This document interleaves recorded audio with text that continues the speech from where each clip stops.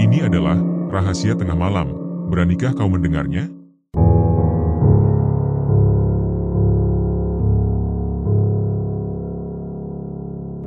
Keluarga Santoso menghadapi kisah tragis yang penuh dengan kejadian horor di awal 1990-an. Mereka adalah keluarga yang terdiri dari Santoso, sang kepala keluarga, istrinya Lasmini, dua anak mereka Ningrum dan Anggi, serta dua pembantu, yaitu Pak Slamet dan Embok Urip. Kisah ini terjadi di Temanggung, di sebuah rumah besar bergaya era 1960-an yang merupakan warisan keluarga Santoso. Santoso Sosromiharjo adalah seorang juragan cengkeh yang mapan. Setelah menikah dengan Lasmini, ia meneruskan usaha cengkeh milik mendiang ayahnya. Dengan latar belakang sebagai insinyur pertanian, ia berhasil mengembangkan usaha tersebut menjadi lebih besar dan sukses.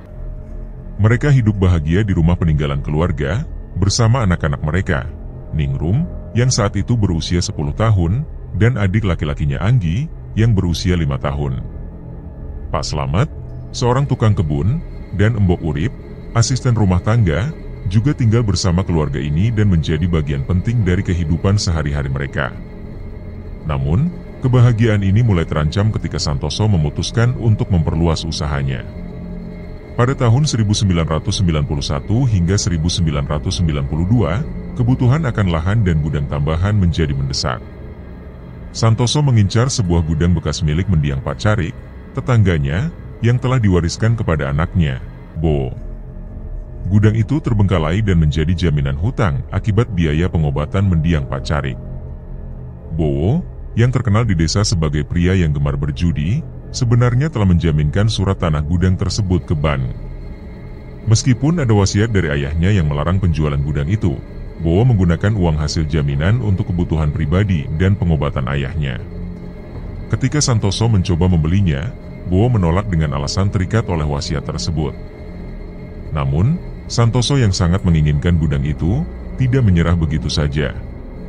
Ia mencari informasi lebih lanjut melalui kenalannya di bank, yang mengungkap bahwa hutang Bowo telah macet hampir setahun dan gudang tersebut akan segera disita.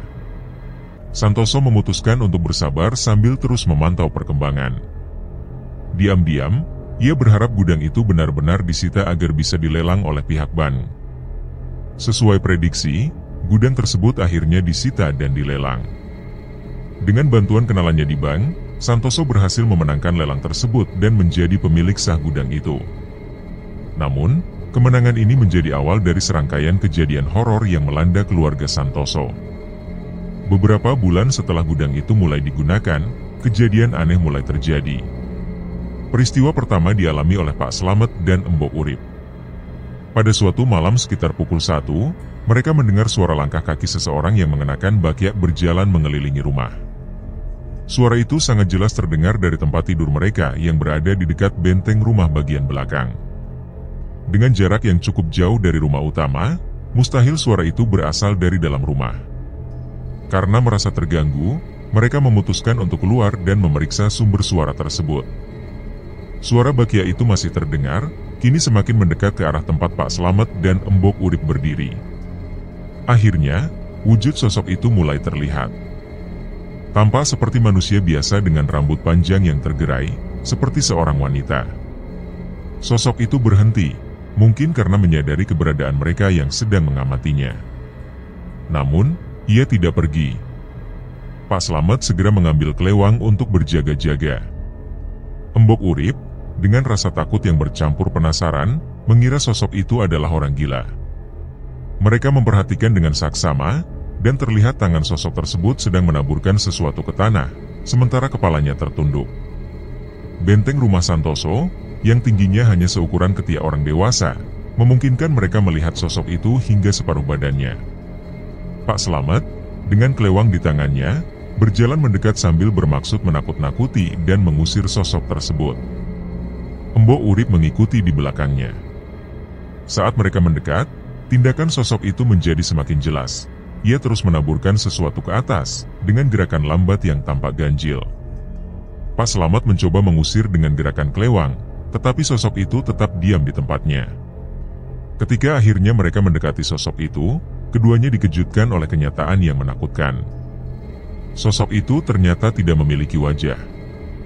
Melihat itu, Pak Slamet dan Mbok Urip langsung berlari tunggang langgang kembali ke tempat tidur mereka di belakang rumah.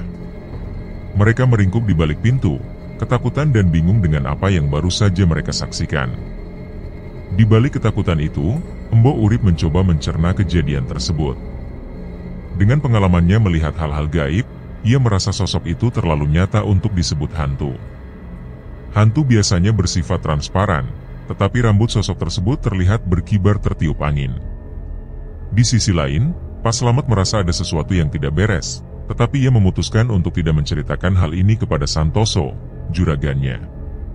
Santoso adalah orang yang berpendidikan tinggi, dan Pak Slamet khawatir cerita seperti ini hanya akan dianggap tidak masuk akal. Keesokan harinya, ketika Mbok Urip sedang menyapu di sekitar benteng, ia menemukan ceceran tanah basah yang hampir mengelilingi rumah Santoso. Ia segera membicarakan hal ini dengan Pak Slamet. Mereka mulai berasumsi bahwa tanah itu mungkin berasal dari kuburan. Meski demikian, Pak Slamet tetap enggan menyampaikan hal ini kepada Santoso, karena merasa juragannya tidak akan peduli. Malam itu, kejadian aneh kembali terjadi, kali ini di gudang cengkeh baru milik Santoso. Seorang pegawai bernama Agus mendatangi rumah Santoso untuk mengundurkan diri secara mendadak. Santoso, yang terkejut dengan keputusan tersebut, mencoba bertanya apakah Agus memiliki masalah dengan pekerjaannya. Namun, Agus hanya meminta sisa gajinya tanpa memberikan penjelasan. Pak Slamet yang menyaksikan ini merasa Agus terlihat pucat dan menghindari tatapan langsung dengan Santoso. Setelah menyerahkan sisa gaji, Santoso meminta Pak Slamet untuk menyelidiki alasan di balik pengunduran diri Agus. Pak Slamet kemudian menanyai beberapa pegawai di gudang, tetapi tidak menemukan adanya masalah. Bahkan bagian keuangan, Mbak Lela, memastikan bahwa tidak ada permasalahan terkait uang. Santoso pun memutuskan untuk melupakan kejadian itu, meskipun rasa penasaran masih menyelimuti Pak Slamet. Beberapa hari kemudian, Pak Slamet memutuskan untuk mendatangi rumah Agus dengan dalih silaturahmi. Setelah berbasa-basi, ia perlahan menanyakan apa yang sebenarnya terjadi. Dengan raut wajah yang serius, Agus akhirnya menceritakan pengalamannya. Ia meminta agar cerita ini tidak sampai ke telinga Santoso. Agus bercerita bahwa suatu sore, ketika sedang menyortir cengkeh di gudang yang kosong, ia mencium bau bangkai yang sangat menyengat. Khawatir ada tikus mati di antara tumpukan cengkeh, Agus mulai mencari sumber bau tersebut. Setelah beberapa lama, ia menemukan sumber bau di antara tumpukan karung. Namun, sebelum sempat melaporkannya, Agus mendengar suara seseorang memanggil namanya. Ia menoleh, dan di depan tumpukan karung, ia melihat sosok menyerupai anjing berukuran sebesar sapi. Sosok itu berbicara dengan suara manusia, memintanya untuk pergi sebelum dimakan. Pengalaman mengerikan itu membuat Agus memutuskan untuk segera mengundurkan diri. Pak Slamet, yang mendengar cerita ini, merasa yakin bahwa Agus benar-benar mengalami kejadian tersebut. Ia kembali ke rumah dengan perasaan was-was, sementara Mbok Urip yang mendengar cerita dari Pak Slamet mulai mengaitkan semua kejadian ini dengan kemungkinan guna-guna yang ditujukan kepada Santoso. Ketakutan mereka semakin menjadi ketika Ningrum, anak perempuan Santoso, jatuh sakit secara misterius. Selama hampir 1 bulan, ia menderita cacar yang aneh, bahkan sampai menyerang lidahnya. Pak Slamet baru menyadari saat itu bahwa Ningrum, anak sulung dari juragannya, sakit dengan kondisi yang begitu parah. Sebelumnya, ia mengira itu hanyalah gejala masuk angin biasa. Namun, hari-hari berlalu, dan Ningrum belum menunjukkan tanda-tanda kesembuhan. Sore itu, Lasmini, istri Santoso, terlihat sibuk di dapur. Ia tengah merebus air panas untuk memandikan anak bungsunya, Pagi. Dari kejauhan, Pak Slamet, yang sedang mencabuti rumput di halaman belakang rumah, memperhatikan tingkah Lasmini. Ada sesuatu yang berbeda, ia tampak begitu murung, bahkan tatapan matanya kosong seolah melamun. Air di panci mulai mendidih, dan Pak Slamet mencoba memecah lamunannya dengan memberitahu bahwa airnya sudah panas. Namun, tidak ada respon sama sekali dari Lasmini. Pak Slamet semakin khawatir ketika tiba-tiba Lasmini mengambil panci berisi air mendidih itu dan tanpa ragu menyiramkannya ke kepalanya sendiri. Ia menjerit histeris, seolah tak sadar apa yang baru saja dilakukannya. Pak Slamet yang panik berteriak memanggil Santoso. luka bakar yang diderita Lasmini begitu parah sehingga ia segera dilarikan ke rumah sakit. Sayangnya, 1 hari kemudian, ia menghembuskan napas terakhir. Kematian Lasmini membawa duka mendalam bagi keluarga Santoso, termasuk bagi Pak Slamet dan Mbok Urip. Selama ini, meskipun mereka hanyalah pesuruh, Lasmini selalu memperlakukan mereka seperti keluarga sendiri. Namun, ada satu hal yang membuat Pak Slamet tak bisa melupakan peristiwa tersebut. Ia menyaksikan dengan mata kepalanya sendiri bagaimana Lasmini menyiramkan air mendidih itu ke kepalanya secara sengaja, meski kematiannya dianggap sebagai kecelakaan oleh Santoso. Belum genap 40 hari sejak kepergian Lasmini, Ningrum masih terbaring tak berdaya. Penyakitnya kian parah. Cacar air yang dideritanya menjalar hingga ke lubang telinga, hidung, bahkan lidah. Kondisinya sangat memprihatinkan, sehingga saat ibunya meninggal, Ningrum tak sempat melihat jasad ibunya untuk terakhir kalinya. Selain itu, ada hal aneh lainnya yang terjadi di rumah itu. Nasi yang dimasak selalu cepat membusuk. Padahal, nasi baru dimasak pagi harinya, namun siangnya sudah menguning dan berlendir. Hari-hari berlalu, dan musibah kembali menimpa keluarga itu. Ningrum akhirnya menghembuskan napas terakhirnya. Keesokan paginya, Mbok Urip yang hendak mengantarkan makan pagi menemukan Ningrum dalam posisi tengkurap dengan selimut tersingkap. Ketika mencoba membangunkannya, ia tidak merespons. Mbok Urip yang mulai merasakan firasat buruk memegang kaki Ningrum dan merasakan dinginnya tubuh anak itu. Dengan panik, ia segera memberitahukan hal tersebut kepada Santoso. Santoso bergegas ke kamar anaknya dengan wajah penuh kecemasan, ditemani Pak Slamet yang menggendong Pagi. Dengan suara yang bergetar, Santoso mencoba membangunkan Ningrum. Namun, tubuhnya sudah kaku. Tangisan pecah di ruangan itu, membawa suasana pilu yang begitu mendalam. Setelah kepergian Ningrum, Mbok Urip dan Pak Slamet diminta untuk tinggal di rumah utama untuk menjaga Pagi. Namun, berbagai kejadian aneh terus menghantui keluarga ini. Suatu malam, ketika mereka tengah menonton televisi, terdengar suara ledakan dari teras depan rumah. Santoso segera keluar untuk memeriksa, diikuti oleh Pak Slamet. Di sana, mereka menemukan lantai teras yang pecah dan menonjol keluar. Ketika memeriksanya, lantai tersebut terasa basah dan sedikit hangat. Santoso mencoba menghubungkan kejadian ini dengan pemuaian gas dari septic tank, namun ia sadar bahwa letak septic tank berada jauh di belakang rumah. Santoso memerintahkan Pak Slamet untuk membongkar lantai itu, dan apa yang ditemukan di bawahnya sungguh mengherankan. Terdapat selembar kain kafan bertuliskan aksara Jawa. Santoso yang penasaran membawa kain itu ke dalam rumah, meletakkannya di meja ruang tamu, dan merenung dalam diam. Pada saat itulah, Pak Slamet mulai mengutarakan kecurigaannya tentang semua kejadian aneh yang menimpa keluarga itu. Awalnya, Santoso menyangkal dan enggan percaya. Namun, Mbok Urip yang mendengar pembicaraan mereka dari ruang televisi turut bergabung. Ia menceritakan pengalamannya bersama Pak Slamet saat melihat wanita tanpa wajah, mendengar cerita Agus tentang sosok anjing besar yang berbicara, hingga kematian Lasmini yang sebenarnya. Mbok Urip menyarankan agar mereka meminta bantuan kepada Mbah Mangun, seorang sesepuh desa yang dikenal memiliki kebijaksanaan dan kemampuan untuk menangani hal-hal yang tak kasat mata. Santoso akhirnya mulai mempertimbangkan usulan itu, meski hatinya masih diliputi keraguan. Pada hari itu, Pak Slamet memutuskan untuk berkunjung ke rumah Mbah Mangun. Niatnya adalah meminta bantuan terkait keanehan yang terjadi di rumah Santoso. Setelah Pak Slamet menyampaikan maksudnya, Mbah Mangun pun datang ke rumah Santoso untuk memeriksa sebuah kain kafan yang ditemukan di balik lantai yang sempat meledak sebelumnya. Setibanya di sana, Mbah Mangun segera memulai ritualnya.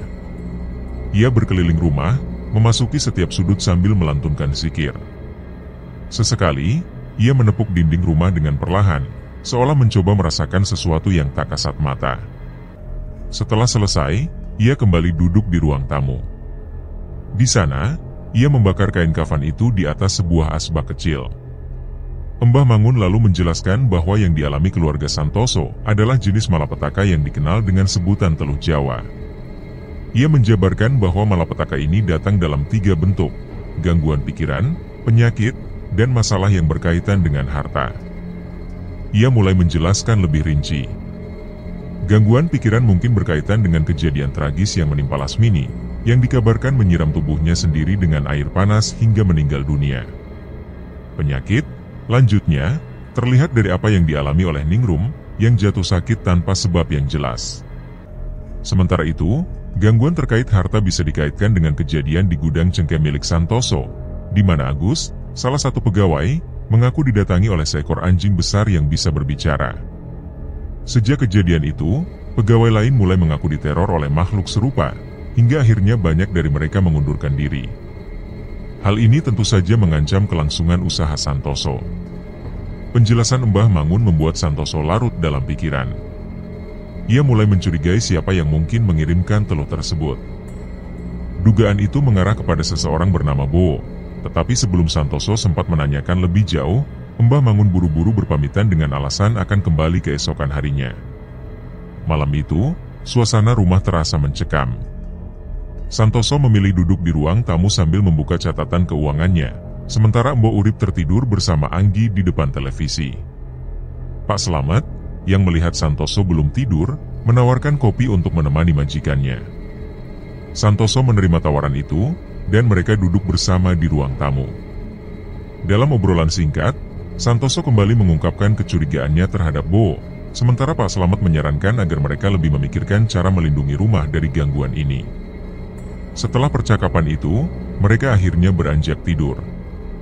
Pak Slamet tidur di sofa ruang tamu, namun hanya dalam tidur ayam. Sekitar pukul 2 dini hari, ia merasa ada sesuatu yang aneh. Pandangannya tertuju pada sosok yang tiba-tiba terlihat duduk di depannya. Ia segera bangun dan mengusap matanya, memastikan apa yang dilihatnya nyata. Sosok itu terlihat seperti bayangan hitam, duduk mematung di kursi, sekitar 2 meter darinya. Dengan perlahan, Pak Slamet mencoba berkomunikasi. Ia mengira itu adalah Mbok Urip, tetapi ketika ia bertanya, sosok itu perlahan mendongakkan kepalanya. Wajahnya kini terlihat terang, meski tidak jelas apa yang membuatnya bersinar. Pak Slamet terpaku.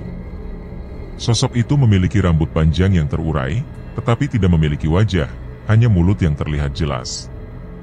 Dengan suara berbisik yang terdengar mengejek, sosok itu berkata seolah menertawakan doa yang sedang diucapkan Pak Slamet. Ketakutan menyelimuti tubuh Pak Slamet, hingga ia gemetar dan tak mampu bergerak. Sebelum menghilang, sosok itu sempat berpesan, menyampaikan salam kepada majikannya. Setelah sosok tersebut lenyap, Pak Slamet menyadari bahwa ia telah mengompol karena ketakutan. Esok paginya, kondisi Pak Slamet memburuk. Ia jatuh sakit, mungkin akibat syok dari kejadian semalam. Mbok Urip yang mengetahui hal ini segera bertanya, dan akhirnya Pak Slamet menceritakan apa yang dialaminya. Mereka sepakat untuk tidak memberitahukan hal tersebut kepada Santoso, takut akan menambah bebannya. Namun, kejadian aneh tidak berhenti di situ. Beberapa hari kemudian, gudang cengkeh yang baru saja dibeli Santoso dari pelelangan terbakar habis tanpa alasan yang jelas. Malam itu, warga datang mengetuk rumah Santoso untuk mengabarkan kebakaran tersebut. Peristiwa ini memaksa Santoso menutup salah satu gudangnya dan meliburkan sejumlah karyawan. Malapetaka terus berlanjut. Seminggu setelah kebakaran, Anggi, anak kedua Santoso, jatuh sakit. Ia mengalami pendarahan hebat di hidung dan mulut, yang sulit dihentikan. Meski dokter berhasil menghentikan pendarahannya, mereka tidak menemukan penyebab yang jelas. Karena khawatir, Santoso memutuskan agar Anggi tetap dirawat di rumah sakit dengan ditemani oleh Mbok Urip. Namun, saat itulah, Mbok Urip pun mulai mengalami kejadian menyeramkan yang tak kalah menakutkan. Pada malam kedua saat Mbok Urip menjaga Anggi di rumah sakit, sebuah kejadian aneh dan menakutkan terjadi. Malam itu, entah pukul berapa, Mbok Urip yang duduk di tepi ranjang Anggi tertidur dalam posisi tidak nyaman. Kepalanya rebah ke tangan yang menyilang di pangkuannya. Dalam tidurnya yang gelisah, tiba-tiba ia merasa ada sesuatu yang membelai-belai kepalanya. Awalnya, ia mengira Anggi yang melakukannya. Dengan setengah sadar, ia terbangun dan mencoba memastikan, tetapi Anggi tampak tertidur nyenyak dengan posisi miring membelakangi dirinya. Namun, di tengah kebingungannya, sebuah suara berbisik terdengar tepat di telinganya, membuatnya tersentak. Ia segera menoleh, tetapi tidak ada seorang pun di sana. Suasana ruangan VIP tempat Anggi dirawat terasa sunyi. Penerangan yang cukup membuat ruangan itu terlihat jelas, tetapi tetap saja suasana mencekam mulai merayapi Mbok Urip. Matanya menyapu seluruh ruangan hingga pandangannya tertuju pada sebuah lemari kecil di sudut. Pintu lemari itu perlahan terbuka dengan sendirinya, seolah ada yang mendorongnya dari dalam. Rasa penasaran bercampur ketakutan membuat Mbok Urip terus memperhatikan lemari tersebut. Dari dalam lemari itu, sebuah suara muncul lagi, kali ini lebih jelas, mengklaim keberadaannya di sana. Dengan keberanian yang tersisa, Mbok Urip mencoba mengusir kehadiran sosok itu. Namun, pintu lemari justru terbuka lebih lebar, memperlihatkan sesuatu yang membuat Mbok Urip semakin ketakutan. Dari dalam lemari itu, perlahan muncul kepala tanpa wajah, tetapi memiliki mulut yang terlihat jelas. Kepala itu tidak berhenti di sana. Tubuh besar menyusul, menjulang hingga hampir menyentuh langit-langit ruangan. Sosok itu tampak seperti wanita dengan rambut panjang yang terurai. Jemari dan kukunya panjang, menggeliat seperti menari. Sosok tersebut menyebut dirinya sebagai Sambernyowo dan mengaku datang untuk menjenguk Anggi. Mbok Urip mencoba menahan rasa takut yang hampir melumpuhkan tubuhnya. Ia memegang sebuah pispot logam yang ada di dekatnya, berharap itu bisa memberinya keberanian. Namun, sosok tersebut malah tertawa, suaranya menggema di ruangan itu. Dalam kepanikan, Mbok Urip melemparkan pispot itu ke arah sosok tersebut sambil melafalkan doa. Sosok itu menghilang, tetapi ketakutan Mbok Urip belum berakhir. Sesaat kemudian, suara wanita bernyanyi dalam bahasa Jawa terdengar memenuhi ruangan. Suaranya merdu, tetapi menggetarkan jiwa. Mbok Urip menangis ketakutan sambil menutup telinganya, berharap suara itu segera hilang. Suasana baru mereda ketika azan subuh berkumandang, menandakan hari mulai pagi. Aktivitas di rumah sakit pun perlahan hidup kembali. Dengan tubuh lemas, Mbok Urip membuka pintu kamar dan duduk di kursi depan ruangan perawatan. Malam itu terasa begitu berat baginya. Beruntung, pagi harinya Anggi diperbolehkan pulang. Namun, sejak kembali ke rumah, Anggi terlihat sangat berbeda. Anak yang biasanya ceria dan usil kini menjadi pendiam, bahkan cenderung seperti orang dewasa. Dalam beberapa hari berikutnya, ia menunjukkan perubahan yang mencolok. Ia menjadi rajin mengaji dan disiplin dalam menjalankan ibadah, bahkan sering mengingatkan ayahnya untuk salat tepat waktu. Perubahan ini dianggap sebagai hal positif, tetapi orang-orang tua di sekitarnya menyebutnya sebagai tanda buang tabiat, sebuah istilah Jawa yang mengindikasikan perubahan sifat seseorang menjelang ajalnya. Hari-hari berlalu hingga suatu sore, ketika Anggi sedang belajar di kamarnya. Saat itu listrik padam, dan Anggi menggunakan lentera untuk menerangi meja belajarnya. Dua lentera diletakkan di dekat meja, sementara Santoso dan Pak Slamet sibuk di halaman mencoba menyalakan lampu petromak. Santoso meninggalkan halaman sejenak untuk merokok di belakang rumah, tetapi tidak lama kemudian, sebuah teriakan menggema dari dalam rumah. Santoso dan Pak Slamet segera berlari menuju kamar Anggi. Mereka dikejutkan oleh pemandangan mengerikan. Kepala Anggi terbakar, dan anak itu berlari kesakitan di dalam kamarnya. Santoso dengan sigap mengambil selimut dan menutupi kepala Anggi untuk memadamkan api yang membakar tubuhnya. Namun, ketika selimut itu dibuka, api belum juga padam. Di belakang mereka, Mbok Urip segera datang dengan membawa handuk basah dan memeluk tubuh Anggi. Api akhirnya berhasil dipadamkan, tetapi luka yang diderita Anggi sudah sangat parah.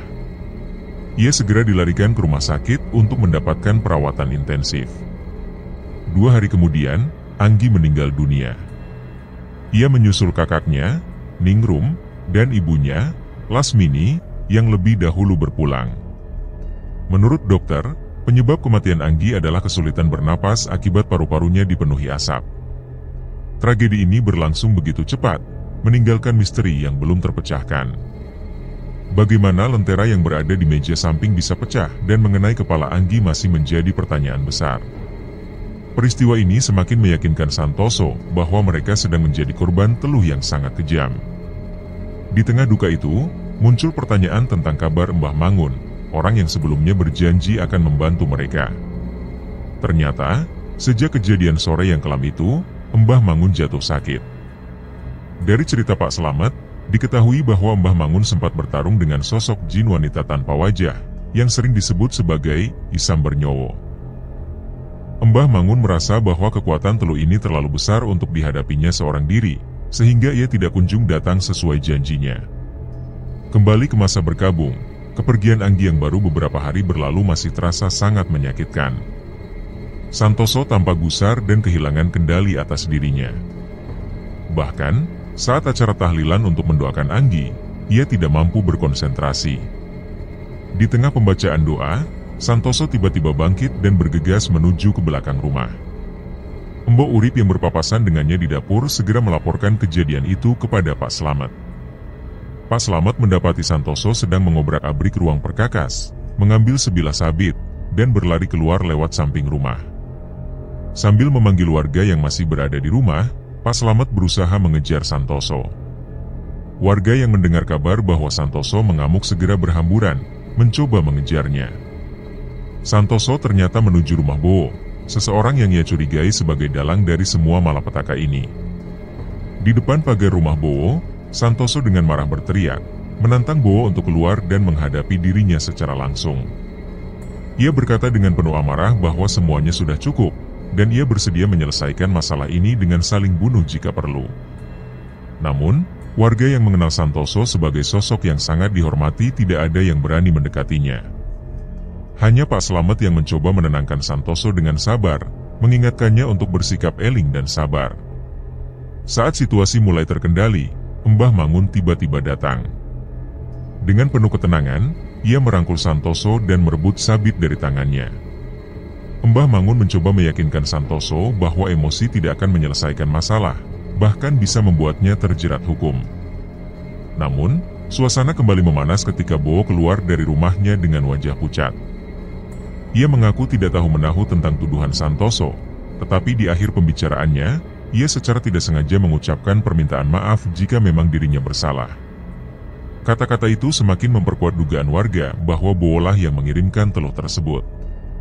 Setelah berhasil ditenangkan, Santoso akhirnya dibawa pulang oleh Mbah Mangun dan Pak Slamet. Sesampainya di rumah, Santoso hanya bisa menangis, meratapi hidupnya yang penuh tragedi. Mbah Mangun mencoba menghiburnya dan berjanji akan mencari solusi dengan meminta bantuan temannya. Sebelum pergi, ia menyerahkan selembar kertas yang berisi sholawat nariyah kepada Santoso untuk dibaca. Malam itu dilewati dengan suasana yang hampa. Santoso terlihat terus berzikir di ruang tengah, sementara Pak Slamet duduk di belakang rumah sambil merokok. Namun, ketenangan malam itu mendadak terusik ketika terdengar suara seorang wanita bernyanyi dalam bahasa Jawa.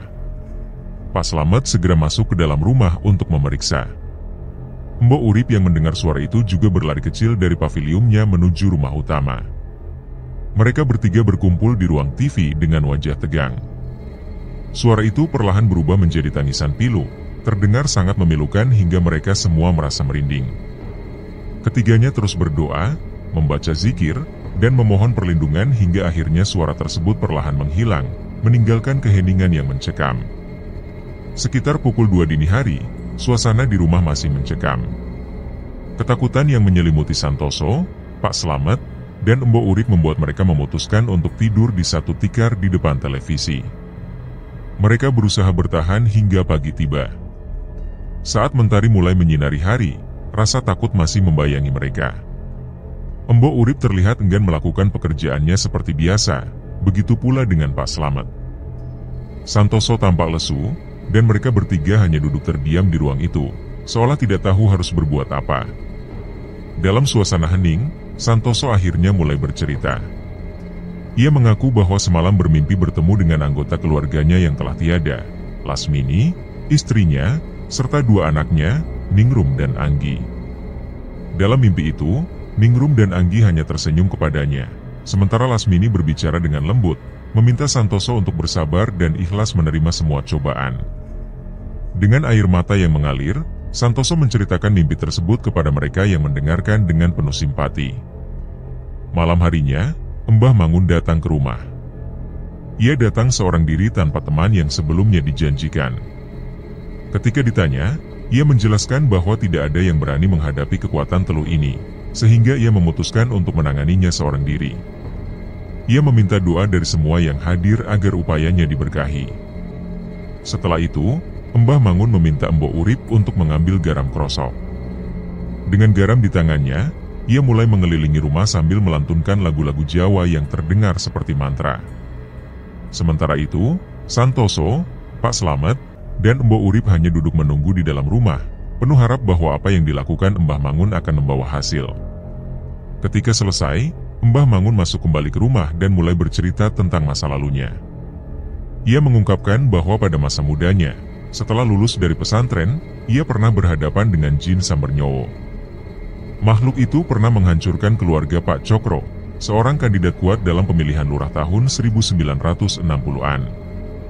Diduga kuat, teluh tersebut dikirimkan oleh lawannya, yaitu Pak Carik, ayah dari Bo. Mbah Mangun menambahkan bahwa sejak saat itu, tidak ada warga yang berani berurusan dengan Pak Carik, meskipun semua orang di desa tahu reputasinya. Santoso yang mendengar cerita ini bertanya apakah teluh tersebut bisa dibalikan kepada pengirimnya. Mbah Mangun dengan tenang menjawab bahwa membalas dendam bukanlah jalan yang benar, karena tindakan seperti itu hanya akan menjadikan mereka sama jahatnya. Percakapan mereka terhenti ketika terdengar ketukan di pintu depan. Ketika Pak Slamet membuka pintu, tidak ada siapapun di sana. Pak Slamet yang mulai merasa merinding kembali ke dalam rumah dan melaporkan hal ini kepada Mbah Mangun. Dengan tenang, Mbah Mangun menjelaskan bahwa kehadiran tersebut bukan ancaman, melainkan teman yang datang membantu. Beberapa saat kemudian, Mbah Mangun meminta sapu lidi kepada Mbok Urip. Dengan kitab kecil di tangannya, ia keluar untuk menyapu halaman. Pak Slamet dan Santoso mengikutinya dari belakang. Mereka mulai melihat rambut-rambut hitam berserakan di tanah dan diminta untuk mengumpulkannya. Rambut-rambut itu diambil dengan hati-hati menggunakan sapu tangan. Mbah Mangun kemudian berhenti di bawah tanaman sirih dan meminta pacul. Ia menunjukkan titik tertentu kepada Santoso untuk digali. Setelah menggali hingga kedalaman sekitar 80 cm, mereka menemukan sebuah bungkusan kain kafan yang besar dan mengeluarkan bau busuk yang menyengat. Bungkusan tersebut dibawa ke teras rumah untuk dibuka. Saat bungkusan dibuka, terlihat 7 butir telur ayam Jawa serta beberapa lembar kertas bertuliskan huruf Arab Pegon. Mbah Mangun meminta rambut-rambut yang telah dikumpulkan sebelumnya dan menyatukannya di atas kain. Sambil membaca ayat kursi, rambut-rambut itu dibakar. Ketika api membakar rambut tersebut, terdengar jeritan wanita dari kejauhan, seolah merintih kesakitan. Setelah itu, Mbah Mangun membakar kertas-kertas bertuliskan Arab Pegon, diikuti dengan memecahkan telur satu persatu. Isi telur-telur tersebut berwarna hitam pekat dan mengeluarkan bau busuk. Prosesi ini berakhir dengan pembakaran seluruh isi bungkusan itu. Santoso yang menyaksikan semuanya merasa heran bagaimana hal-hal semacam ini bisa terjadi. Mbah Mangun menjelaskan bahwa dengan izin Tuhan, rumah ini kini telah dibersihkan dari energi jahat tersebut. Mereka kembali masuk ke dalam rumah dengan sedikit rasa lega, meskipun suasana masih penuh kehati-hatian. Namun, tidak lama setelah Mbah Mangun pamit pulang, serangan telah terjadi kembali. Tiba-tiba, sebuah gelas di atas meja meledak, dan Santoso terpelanting hingga 3 meter. Tubuhnya meringkuk di sudut ruangan, dan ia mulai memuntahkan darah hitam. Pak Slamet segera memapahnya ke kamar, sementara Mbok Urip berlari dengan panik menuju rumah Mbah Mangun untuk meminta bantuan. Setibanya di rumah, Mbok Urip segera mengajak Mbah Mangun untuk pergi ke rumah Santoso. Ketika mereka tiba, suasana di sana tampak tegang. Pak Slamet berdiri di depan rumah dengan raut wajah penuh kepanikan, menanti kedatangan mereka. Di dalam rumah, Santoso terlihat tengah merangkak di lantai, tubuhnya bergerak seperti bukan dirinya sendiri. Namun, Mbah Mangun melihat sesuatu yang berbeda. Dalam pandangannya, bukan Santoso yang ia lihat, melainkan sosok jin Sambernyowo yang menjelma menggunakan tubuh Santoso. Sosok itu berbicara dengan suara lemah yang menggema, menyatakan dirinya kalah dan meminta agar dirinya dilebur. Ia tampak menyerah pada kekuatan yang lebih tinggi, tetapi Mbah Mangun tetap waspada. Dengan memegang tasbih di tangannya, ia terus melafalkan zikir, mengingatkan jin itu untuk bertobat kepada Tuhan yang Maha Tinggi. Mbah Mangun bertanya berapa banyak kehidupan yang telah disengsarakan oleh sosok tersebut. Jin itu mengakui kesalahannya dan memohon agar dirinya dihapuskan, menunjukkan rasa kapok dan penyesalan yang mendalam. Pak Slamet, yang sejak tadi menyaksikan peristiwa ini, tampak diliputi ketakutan dan keheranan. Ia memperhatikan Santoso, yang tubuhnya kini tampak lebih tua dari usia sebenarnya. Sosok jin itu terus mengulang permohonannya agar dilebur, dan Mbah Mangun pun mulai membacakan ayat-ayat ruqyah. Suasana di dalam rumah begitu mencekam, terlebih dengan kehadiran beberapa warga yang berdatangan setelah mendengar keributan. Saat prosesi ruqyah berlangsung, sosok jin itu sempat mengucapkan sesuatu yang menimbulkan kengerian. Ia mengaku bahwa dirinya tidak bisa mati. Namun, dengan lantunan ayat-ayat suci yang terus dipanjatkan oleh Mbah Mangun, akhirnya jin itu keluar dari tubuh Santoso. Proses ini ditandai dengan Santoso yang tiba-tiba memuntahkan cairan hitam berbusa. Ketika semua itu selesai, jin yang telah lama menjadi perantara teluh itu akhirnya benar-benar lenyap. Teluh yang dikenal dengan nama Teluh Pring Sedapur, jin ini ternyata telah membawa malapetaka yang begitu besar. Dengan bantuan jin sebagai medianya, teluh ini memberikan penyakit dan mengendalikan pikiran korbannya. Biasanya, tidak ada yang berhasil selamat dari teluh ini, sebagaimana yang terjadi pada keluarga Santoso yang nyaris habis dalam waktu kurang dari 1 tahun. Namun, kali ini teluh itu akhirnya berhasil dihentikan. Setelah peristiwa tersebut, Santoso memutuskan untuk menutup usaha cengkehnya pada tahun 1994 dan beralih ke bisnis lain. Ia pun menikah lagi dan dikaruniai seorang anak. Santoso akhirnya meninggal dunia pada tahun 2014 setelah melalui kehidupan yang penuh liku. Embok Urip, yang selama ini setia menemani Santoso, memilih untuk kembali ke kampung halamannya di Wonosari, Gunung Kidul, sekitar 1 tahun setelah kejadian ini. Sementara itu, Pak Slamet tetap tinggal di desa tersebut. Ia hidup bahagia bersama anak cucunya, meskipun usianya kini sudah sangat sepuh.